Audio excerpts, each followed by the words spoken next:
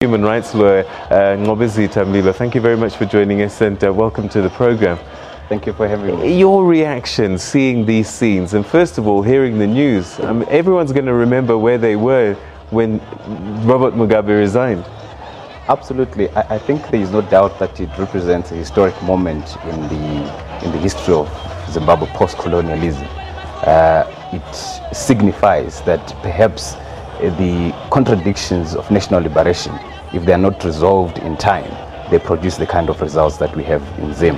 An exhausted form of nationalism which has no regard to human rights and which has no regard for the respect of human dignity. If taken too far, it produces the kind of results that we have had. But for me, while the moment should not be lost, and while any form of societal movement is welcome, what we really need to think deeply about is the method through which this kind of transition has arisen.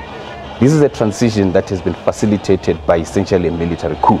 We can call it whatever we want, but this was a coup. And it takes us back to trying to understand the nature and character of liberation movements, and in particular when it comes to Zimbabwe. Zimbabwe is a country that won its independence through a guerrilla warfare. In other words, the struggle for liberation was won by the barrel of the gun. And therefore, when we entered the Lancaster House negotiations, it was a negotiation between guerrillas and the colonial state. When the colonial state of Ian Smith fell and allowed ZANU-PF to take over, what essentially took over was a guerrilla movement.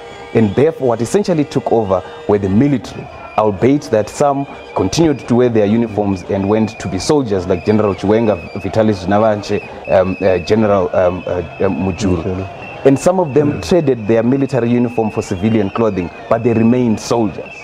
That explains why the politics of Zimbabwe, the transition, the currency of transition, the method of communication in Zimbabwe's politics is military in nature.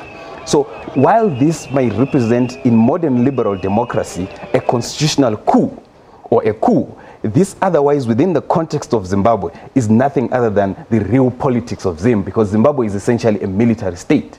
If you go to parastatals, if you go to leading state institutions, you find one general or another leading those structures. So what that tells you is that Zimbabwe is essentially a military state. So we must then accept the proposition that says that the currency of political transaction in Zimbabwe is not an election.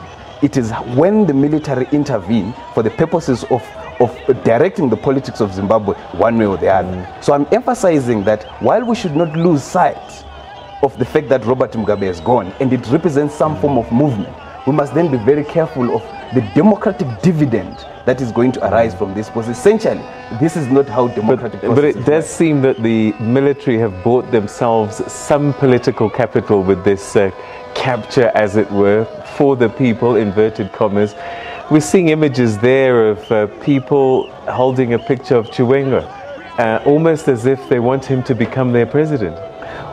Well, if you have subjected people to so much hunger economically, any drop of water, however salty it might be, they will take it until they continue to consume this water and then realize actually that this water is toxic.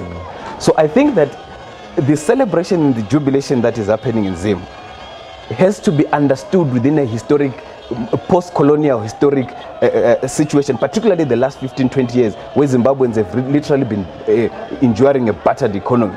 Now, this battered economy is not a product of an individual in the name of Robert Mugabe. It is a product of ZANU-PF, to which the military were party to. The violence that we experienced in Zim, especially from 1998, 2000, and 2008 in the 2000 election, were basically backed by the same military.